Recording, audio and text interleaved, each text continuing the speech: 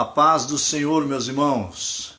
Graças damos a Deus, irmãos, por mais esta riquíssima oportunidade de poder rever os irmãos, de poder estar aí, irmãos, compartilhando convosco mais uma porção da palavra de Deus. Estivemos nesta manhã, irmãos, falando acerca da nossa segunda aula da Escola Bíblica Dominical, iniciada já nosso segundo trimestre de 2020, e falamos, irmãos, um pouquinho acerca do novo nascimento. Falamos, irmãos, de uma nova vida. Falamos do que é ser novo em Cristo Jesus, dos benefícios que Jesus conquistou por nós na cruz do Calvário, das suas sublimes bênçãos espirituais. E eu quero, irmãos, nessa noite, compartilhar com os irmãos uma palavra que veio ao meu coração enquanto eu estava ministrando a aula pela manhã, e eu queria compartilhar com os irmãos esta palavra que fala acerca, irmãos, da diferença do crente corvo e do crente pomba. E nós vamos então aqui hoje meditar um pouquinho, irmãos, nesta reflexão e identificar o crente corvo e o crente pomba. E esses dois tipos de crentes sempre se fazem presente no meio da congregação. Eu quero convidá-los, irmãos, para, junto comigo, fazermos uma leitura na Palavra de Deus, uma leitura que se encontra lá no livro do Gênesis. Livro do Gênesis, o livro da criação, o livro das origens. Livro do Gênesis, capítulo de número 8.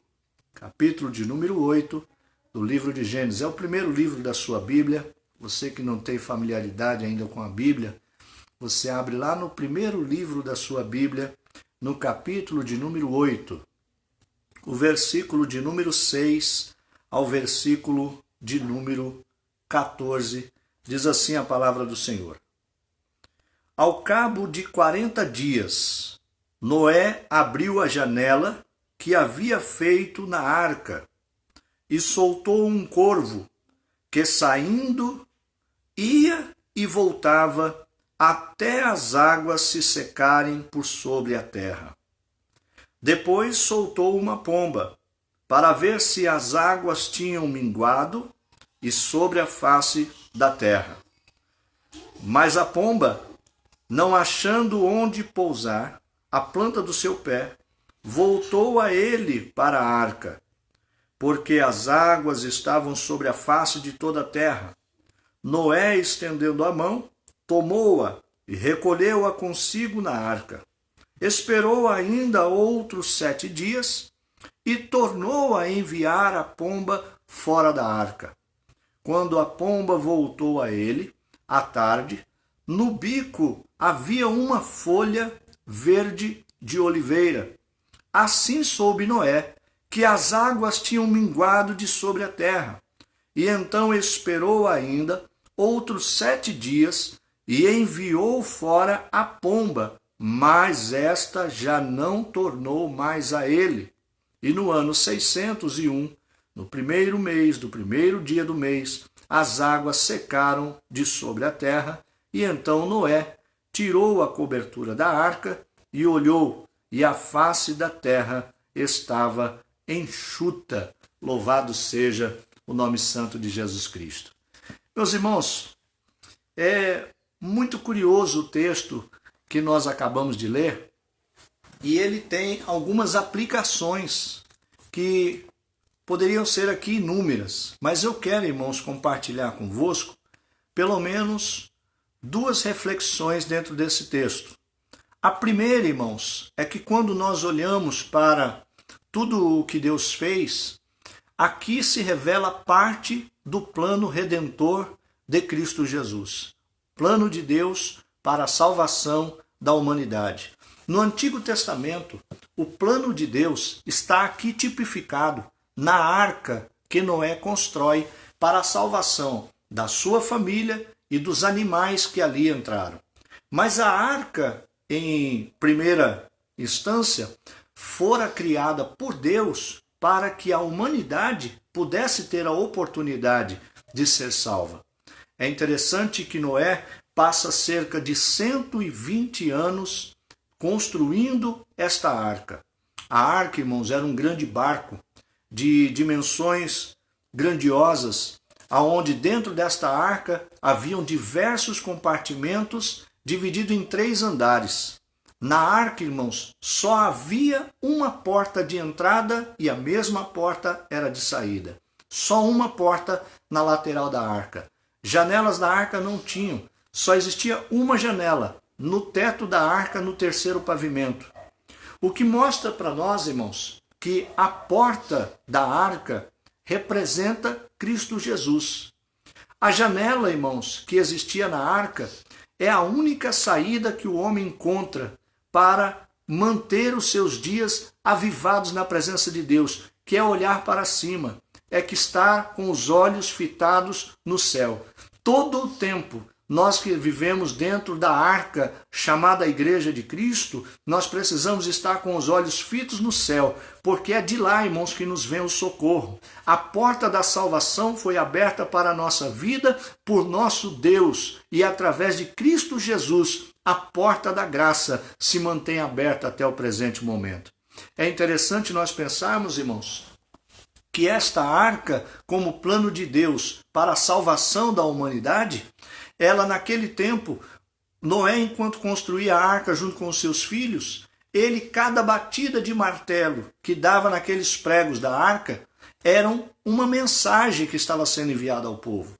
Porque o povo passava por aquela grande construção, e a Bíblia diz, segundo Pedro, que o povo zombava e ria de Noé. Enxergava ele como um velho louco. Quem é que vai construir um grande navio deste porte num lugar seco, aonde nem mar em voltas tinha? Aí eles começam a zombar de Noé. Mas a Bíblia diz, irmãos, que chega um determinado dia, aonde, irmãos, a chuva começa a cair sobre a face da terra.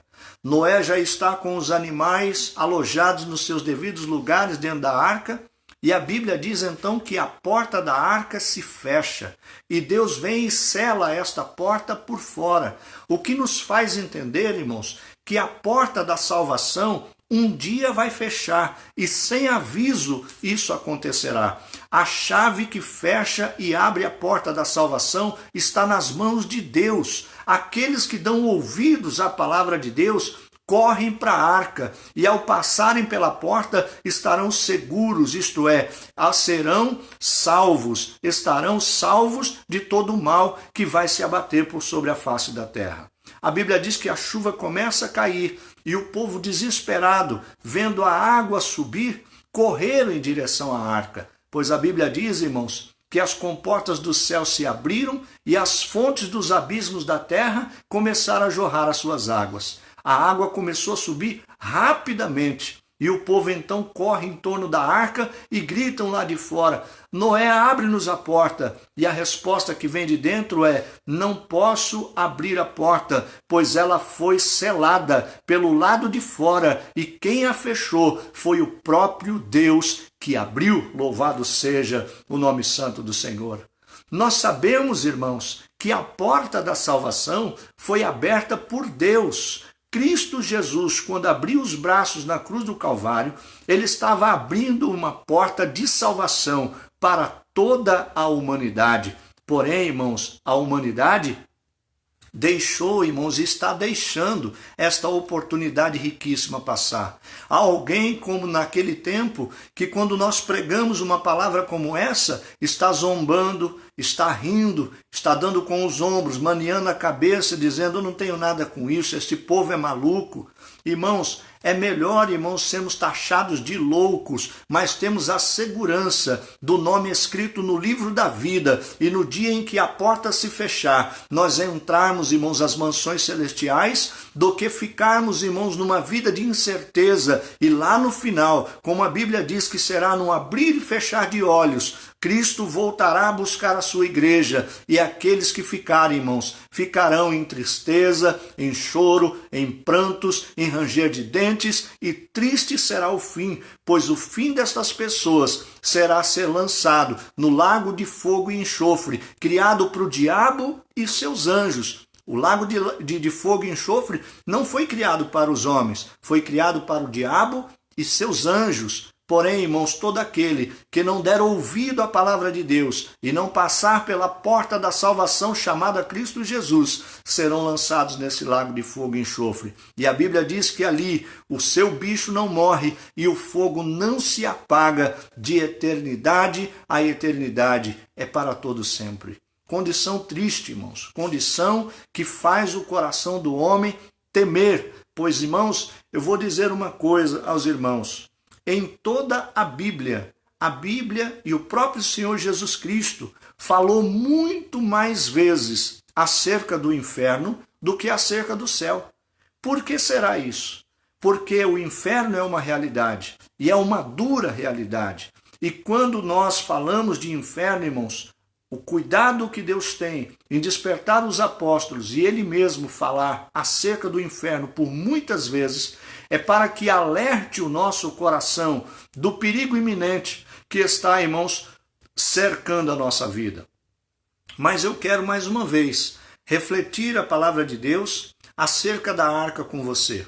A Bíblia vai dizer, irmãos, que Deus, depois de 40 dias de chuvas ininterrupta e que todas as fontes dos abismos soltaram as suas águas, a terra foi coberta de água. Todo o ser vivo sobre a face da terra morreu.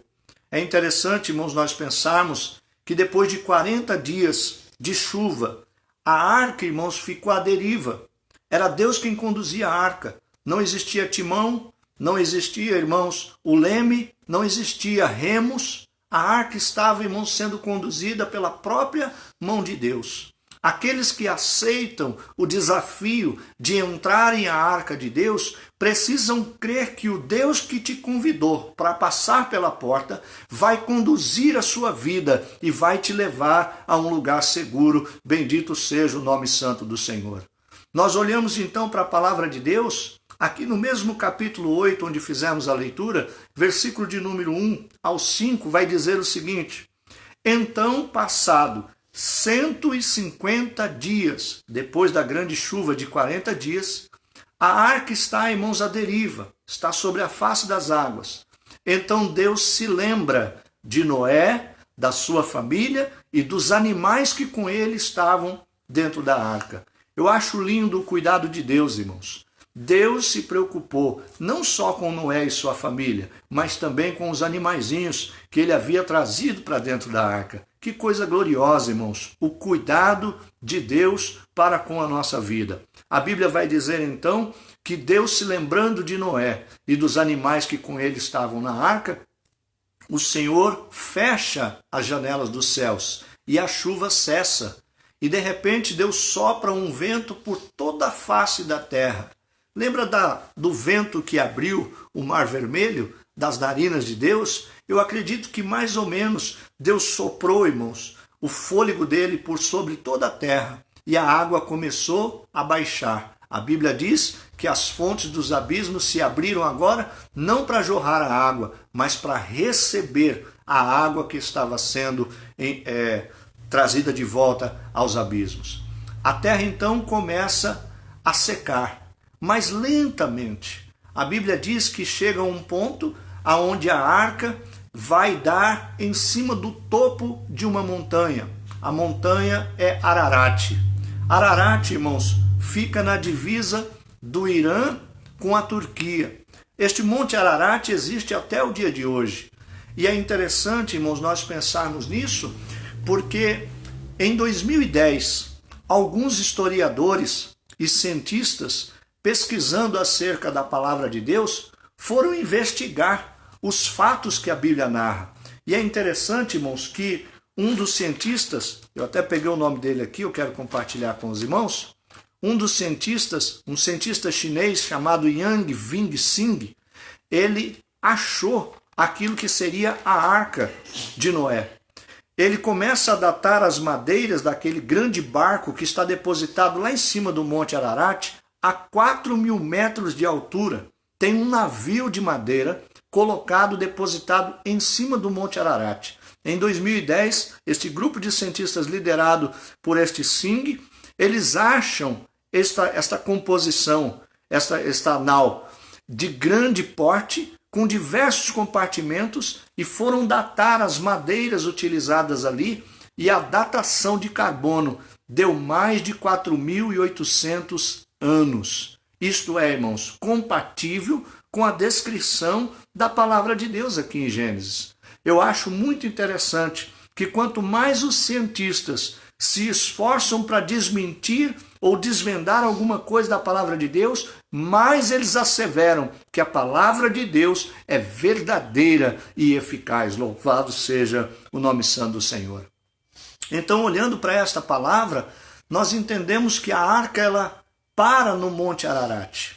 Ela fica ali, irmãos, como que enroscada. Ela atraca no Monte Ararat e ali o Noé ele começa a abrir o alçapão, a única janela que tem na arca, no lado de cima, e ele começa a olhar para a face da terra, e a Bíblia diz que o pico dos montes, lá o cume dos montes, começa a ser revelado. A água começa a baixar e este pico dos montes começam a se mostrar.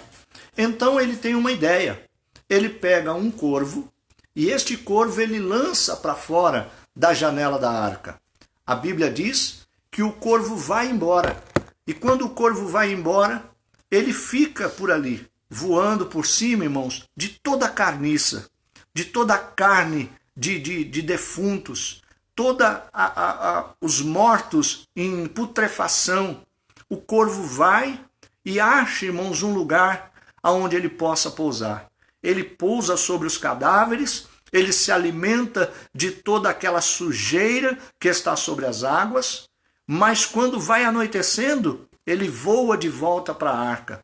E isso, a Bíblia diz que Noé fez por vários dias. Ele soltava o corvo ia e depois voltava. Ia e depois voltava. É interessante, irmãos, nós pensarmos nesta reflexão como a arca sendo o próprio céu. É interessante por quê?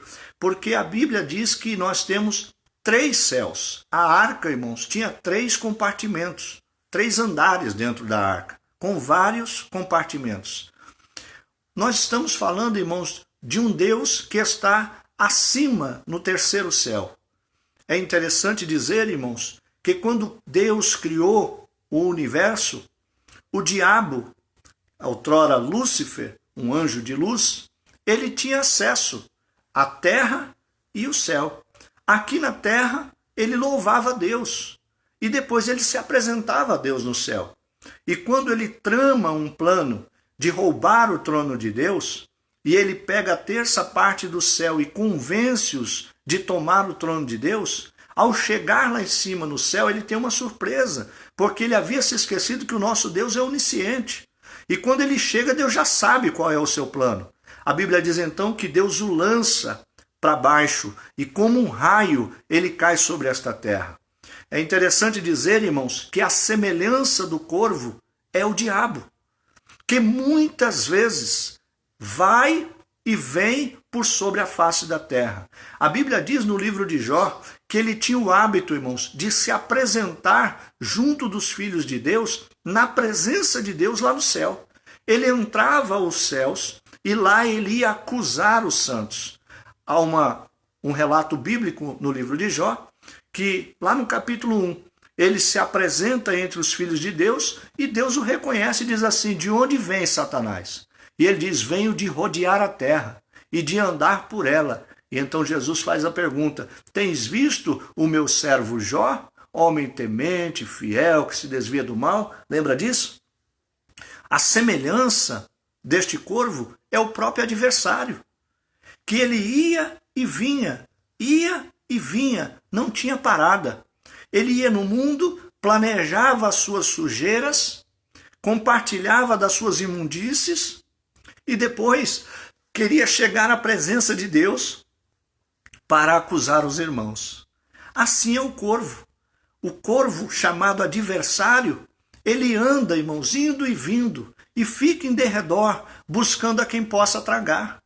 O diabo, nosso adversário, é implacável. É ele que trama as sujeiras deste mundo. Toda a morte, homicídio, roubo, latrocínio, prostituição, adultério, mentira, fornicação, Tudo isso é plano do adversário. É o corvo que vai e vem. Você pensa, amado e querido irmão, que porque hoje você serve a Deus, você está livre do diabo? Não. Ele está indo e vindo. Todo tempo ele vai e volta sobre a nossa vida, tentando achar lugar em nós, mas que a casa espiritual chamada eu e você esteja com as portas fechadas para a entrada deste corvo maldito. A Bíblia vai dizer então que Noé desiste de enviar o corvo, porque todas as vezes que ele envia o corvo vai, se alimenta da podridão e volta. E então ele corta o corvo de vez. Foi o que Deus fez. Agora o diabo não tem mais acesso ao céu.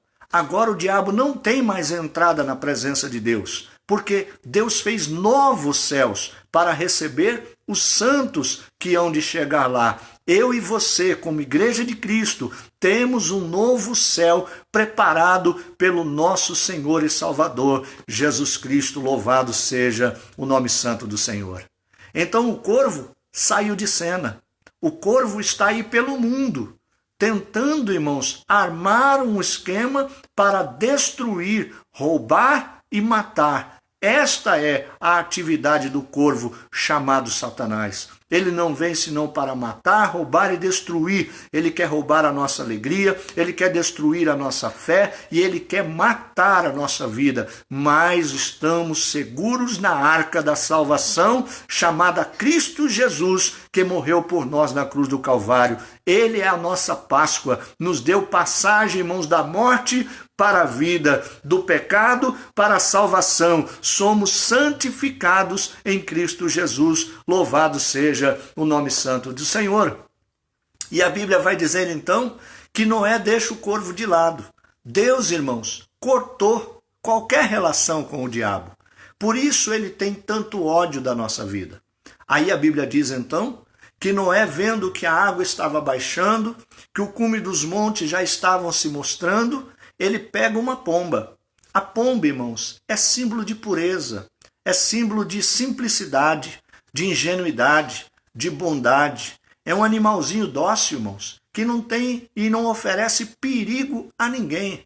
Diferente, irmãos, de nós falarmos da pomba que conhecemos aqui no estado de São Paulo, né? Que é o rato com asas. Mas naquela época, a pomba, irmãos, era símbolo de pureza. Na Bíblia, a pomba em todo o tempo é símbolo do Espírito Santo de Deus. Dada a sua simplicidade, a sua bondade, a sua incapacidade de fazer mal a alguém, assim é o Espírito de Deus. Noé pega a pomba e lança para fora da janela da arca. Isto fala do Espírito Santo. A primeira vez a pomba vai, voa, não encontra onde pousar e volta para a arca. Isto fala, irmãos, da pureza do nosso Espírito Santo. O Espírito Santo não compactua com qualquer ambiente. O Espírito Santo de Deus não pousa sobre qualquer tipo de gente. A sujeira não pode, irmãos, coexistir com a presença do Espírito Santo de Deus. Aonde há o pecado, não há, irmãos, o Espírito Santo de Deus. Aonde há maldade, malícia, malignidade, o Espírito Santo de Deus não coabita neste lugar. Mas aonde, irmãos, um coração se abre para receber de Deus uma renovação, uma transformação de vida, o Espírito Santo de Deus vem e faz morada. Quando nós olhamos então, aqui no texto que nós acabamos de ler, a pomba foi solta por 3 vezes. Na primeira vez, ela voa, ela fica pairando por sobre a face das águas e ela volta para dentro da arca. Isto fala, irmãos, da primeira ação do Espírito Santo de Deus sendo enviado sobre a terra. Lá no capítulo 1 de Gênesis, no relato da criação do mundo, a Bíblia diz que o Espírito de Deus se movia sobre a face das águas. Ou seja, o Espírito Santo de Deus foi enviado a primeira vez sobre a face da terra como agente criador de todas as coisas. Era o Espírito Santo de Deus o executor do plano, do projeto, da obra que Deus criou no seu próprio entendimento. O Espírito Santo de Deus, então, na primeira vez que é enviado para a terra, ele vem, irmãos, com a missão de executar toda a criação daquilo que existe por sobre a face da terra. Aí a Bíblia diz que Noé pega esta pomba e lança mais uma vez, depois de 7 dias, para fora da arca. A segunda vez que o Espírito Santo de Deus é lançado por sobre a face da terra, é lançado, irmãos, lá no Antigo Testamento. Ele vinha sobre os patriarcas, ele vinha sobre os reis, ele vinha sobre os sacerdotes e ele vinha sobre os profetas. O Espírito Santo de Deus era dado, irmãos, para algumas pessoas nortearem o que Israel deveria fazer.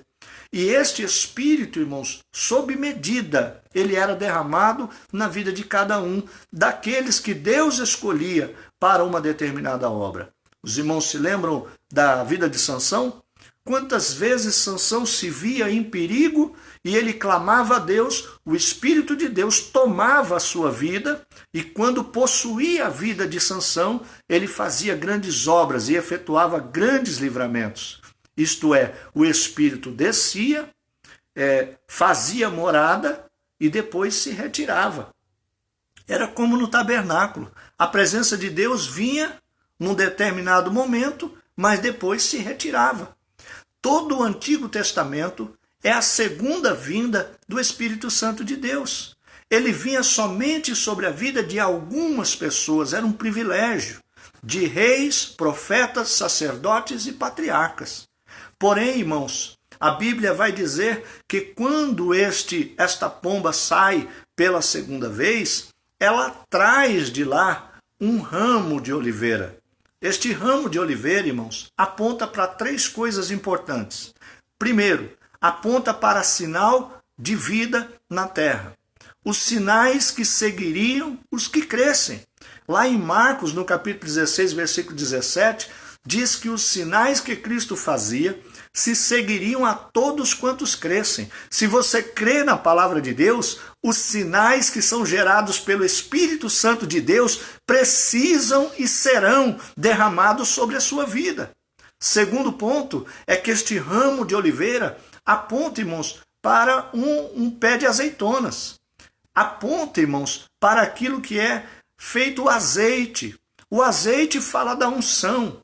O Espírito de Deus está sobre mim, porque ele me ungiu para pregar boas novas aos quebrantados e enviou-me a anunciar aos quebrantados de coração o dia aceitável do Senhor, a pôr em liberdade os que cativos estão e a pregoar o dia da justiça do nosso Deus, a anunciar carvalhos de justiça. Isto fala, irmãos, do que Jesus leu quando ele abriu lá no capítulo 61, versículo 1 de Isaías. A unção do Senhor, este ramo de oliveiras que a pomba traz no bico, está anunciando algo novo que virá por sobre a face da terra. A Bíblia diz, irmãos, que Jesus, quando nasceu, foi anunciado pelo profeta Isaías como um ramo que brotou numa terra seca. Louvado seja o nome santo do Senhor. E este ramo ainda vai falar de fruto. Que fruto é esse, irmãos? O fruto que o Espírito gera na vida do ser humano.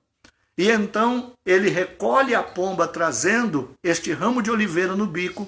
E quando ele solta a pomba pela terceira vez, a Bíblia diz que a pomba vai e não volta mais. Isto é, falando, irmãos, acerca da terceira vinda do Espírito Santo. A Bíblia diz que Joel, irmãos, relata uma promessa de Deus, que o seu Espírito seria derramado por sobre toda a carne, por sobre todos os homens, quer sejam livres, quer sejam servos, grandes ou pequenos, importantes, pobres, ricos e de toda língua, povo e nação. Isto fala, irmãos, da promessa de Deus, do derramamento do Espírito Santo de Deus, que se cumpriu lá em Atos dos Apóstolos, no capítulo de número 1, versículo de número 8. Este Espírito que no Antigo Testamento, na segunda vinda, ele vinha só sobre algumas pessoas, Hoje ele foi derramado por sobre toda a igreja. Eu e você, como igreja de Cristo Jesus, podemos, irmãos, sermos participantes dos sinais, dos dons, dos frutos e de tudo quanto, irmãos, o Espírito proporciona na vida do crente. Esta unção, esta graça, esta misericórdia de Deus derramada, este mover, este poder de Deus que se manifesta em nós, é graças ao Espírito Santo de Deus que fora derramado por sobre toda a sua igreja. Bendito seja o nome santo de Jesus Cristo. Louvado seja Deus. Coisa gloriosa, não é, irmãos? Pensar na arca como sendo o céu, Noé como sendo Deus, a pomba como sendo o Espírito Santo e o corvo como sendo o diabo. Mas tem ainda, irmãos, uma segunda aplicação para esse texto. E esta aplicação é mais prática e diz respeito a mim e a você. Quando nós olhamos, irmãos, para a arca, entendemos que a arca é o templo aonde nós nos reunimos. A arca, irmãos, é o lugar de abrigo, de segurança. É o lugar onde encontramos, irmãos, vida, alimento. Aonde nós nos alimentamos. Aonde bebemos da água fresca que jorra e salta para a vida. Não é na palavra de Deus? Não é lá no templo que nos reunimos em torno de ouvir uma boa palavra da parte de Deus? Não é lá que alegramos o nosso coração e que a presença de Deus se faz de maneira grandiosa e alegra as nossas almas? Quando nós falamos, irmãos, da arca e relacionamos a arca com a igreja, logo, irmãos, nós entendemos que esta arca como igreja, a família de Noé, passa a sermos nós. Nós somos a família de Deus. Nós somos a família que está guardada na arca chamada templo, casa de oração. A nossa vida está guardada quando estamos, irmãos, congregados em torno da palavra de Deus. Eu e você somos família de Deus. Deus nos guardou, irmãos, graças ao nome do Senhor.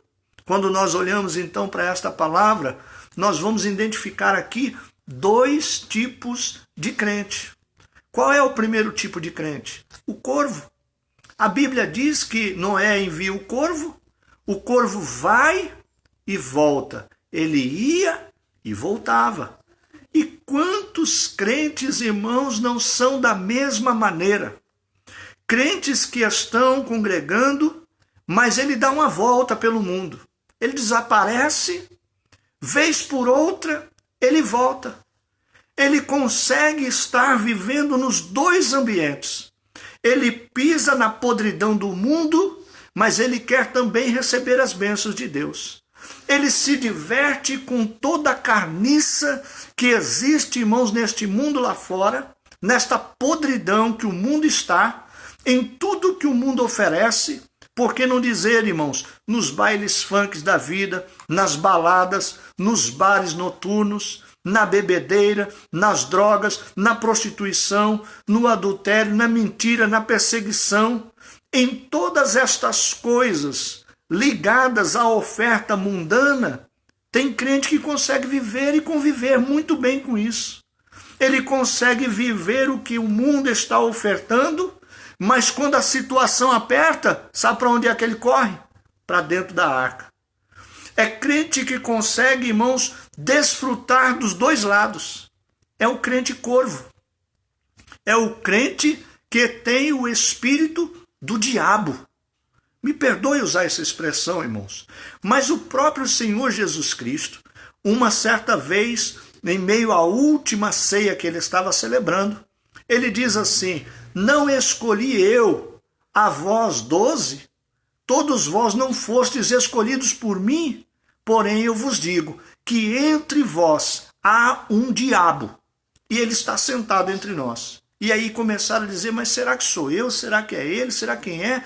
E tal, e Jesus molhou o bocado de pão no vinho, colocou na boca de Judas e disse assim: aquele a quem eu entregar o bocado, este é. E ele se levantou, e Jesus disse assim: vai depressa fazer o que você tem para fazer. E ele saiu e foi vender Jesus. Perceba, irmãos, este é o crente corvo. Quem é o crente corvo? É o crente Ló, que consegue habitar em Sodoma e Gomorra e viver, irmãos, tranquilamente.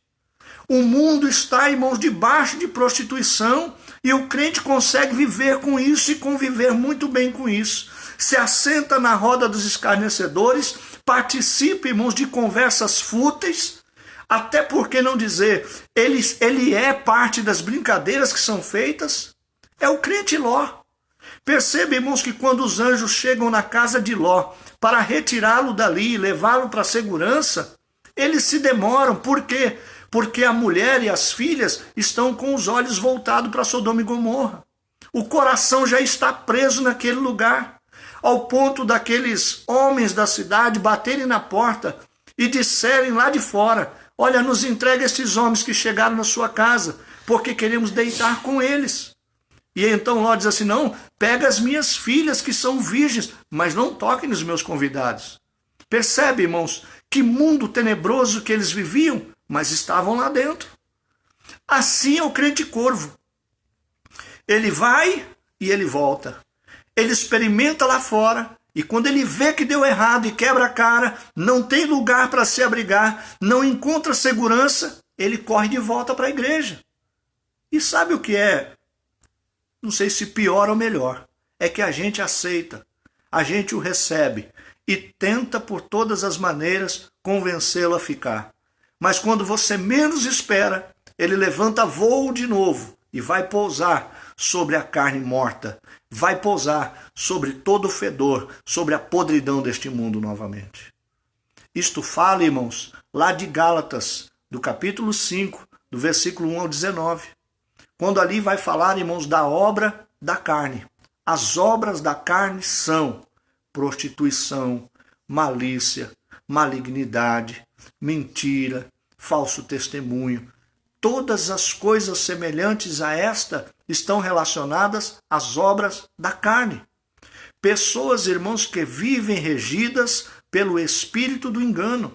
A Bíblia diz que eles seguem enganando e sendo enganado e vão de mal a pior nessa situação.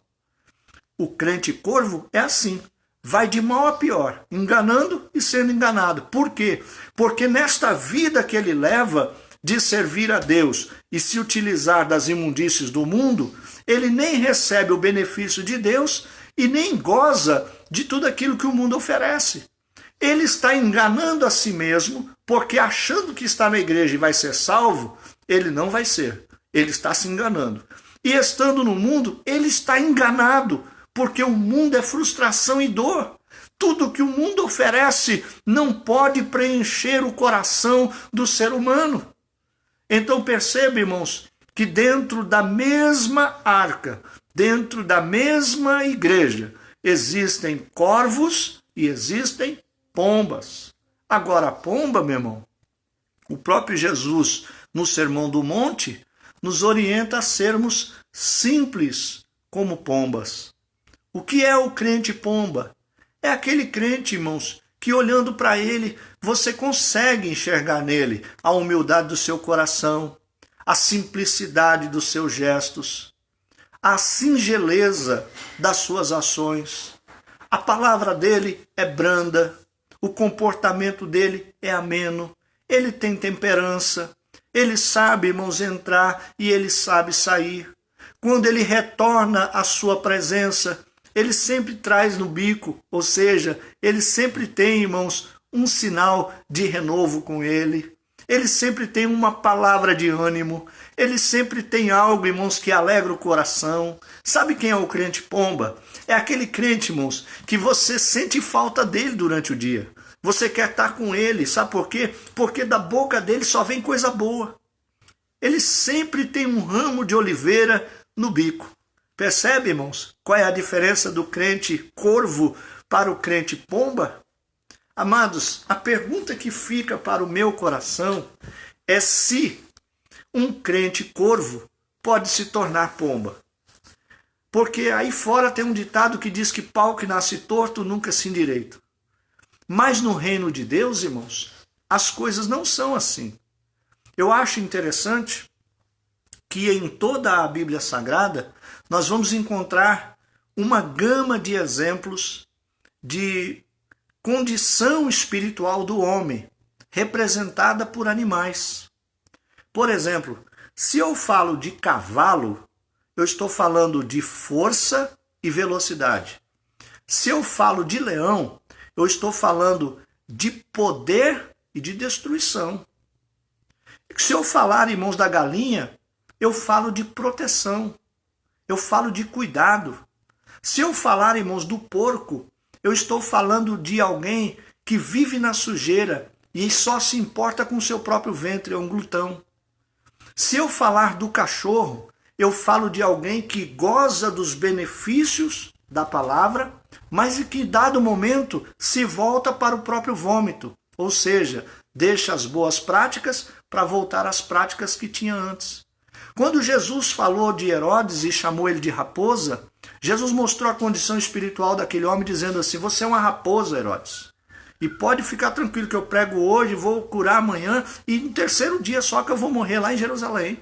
Jesus tinha tudo planejado e era do jeito que ele queria que ia acontecer. Mas ele revela a condição espiritual daquele homem.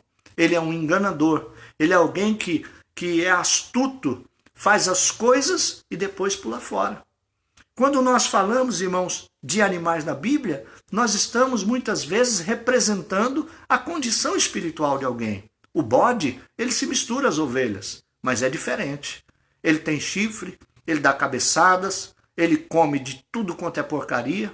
A ovelha não. A ovelha é dócil, não tem garra. A ovelha, irmãos, ela não come qualquer coisa, ela não bebe qualquer coisa, ela requer todos os cuidados, precisa ser tosada, precisa ter óleo na cabeça para as moscas não botarem na sua cabeça, no seu ouvido. Existe todo um cuidado. Quando nós olhamos aqui para a arca, nós olhamos para o corvo e vemos, irmãos, esta representação de crentes, irmãos, que vivem uma vida dupla. São crentes que entram e saem todo o tempo. Eu acho interessante que eu, como pai, quando os meus filhos saem, eu fico preocupado. Eu não quero que eles entrem em qualquer lugar. Eu não quero que eles pisem em qualquer lugar. Eu não quero que eles comam em qualquer lugar. Eu não quero que eles experimentem as coisas que nesses lugares possam ser oferecidas a eles. Eu, como pastor, eu tenho uma preocupação com você que é ovelha do meu rebanho. Você que já foi ovelha do meu rebanho, você que é meu amigo, meu irmão da igreja. Eu tenho uma preocupação com você como pastor.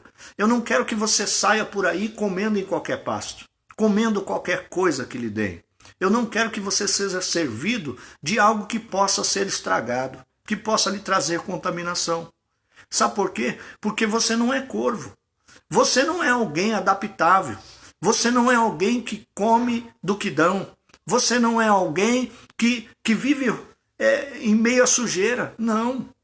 Você é pomba, meu irmão. Você é limpo pela palavra de Deus. Você é simples e muitas vezes não vê o mal.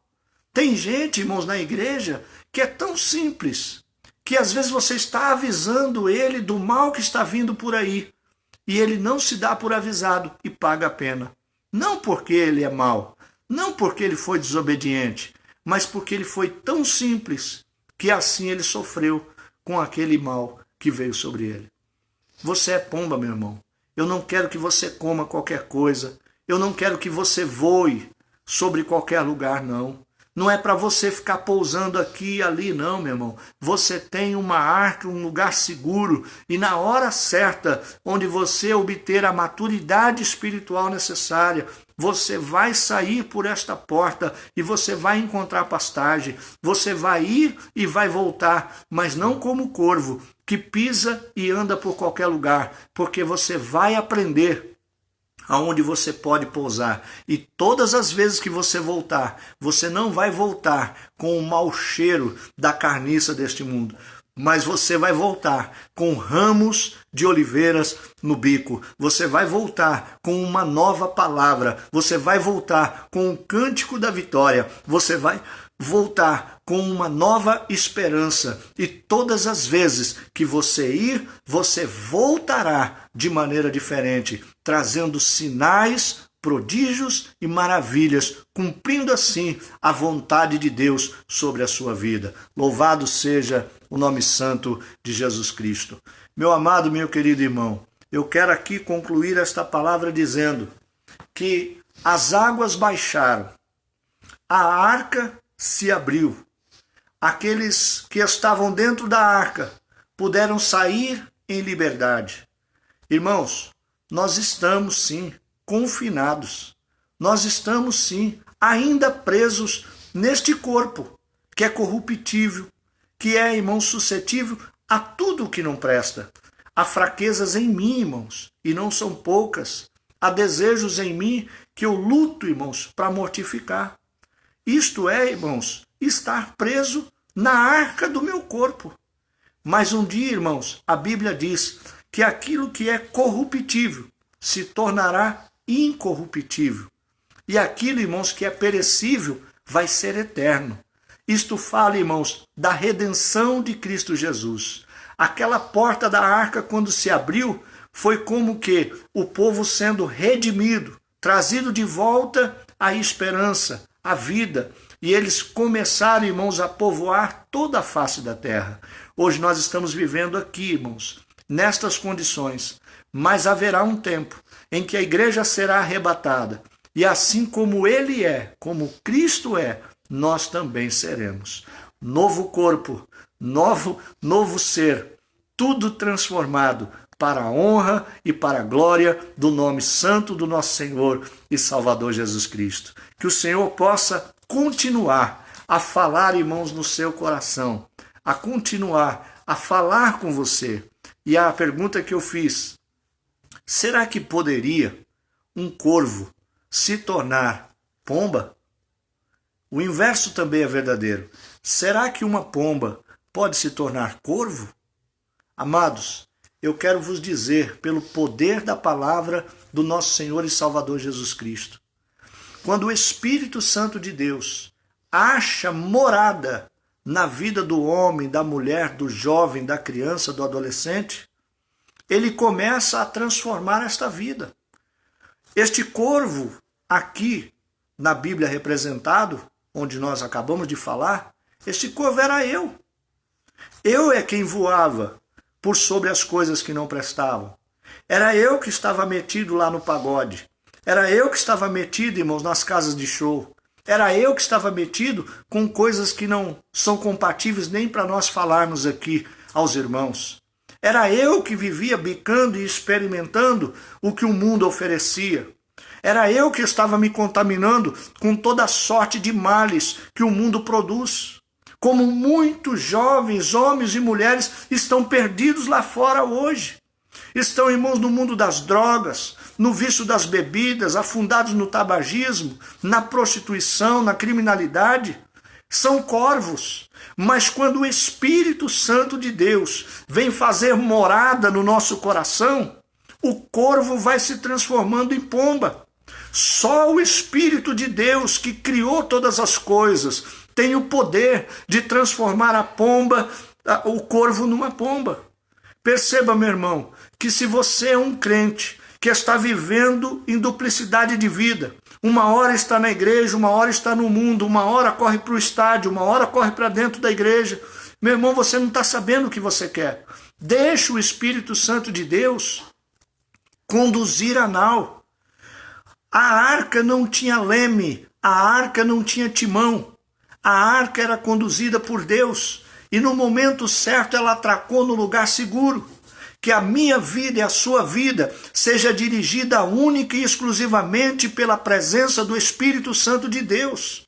E que se eu ainda carrego em mim algumas penas de corvo, que sejam trocadas nesta noite pelas penas do Espírito Santo de Deus, que quer fazer em mim morada, e Gálatas 5, versículo 21 ao 23, possa se cumprir em nós, e o fruto do Espírito possa, irmãos, brotar na minha vida, na sua vida, como longanimidade, bondade, mansidão, benignidade, temperança, mansidão. Meu irmão, que todo o fruto do Espírito seja hoje derramado sobre você e sobre o seu coração, que a tua família esteja guardada na arca da salvação e que esta porta da graça permaneça aberta para você e para aqueles que são seus, que a sua vida seja, meu irmão, o caminho que possa levar outras pessoas a se renderem a Cristo Jesus. Vamos, irmãos,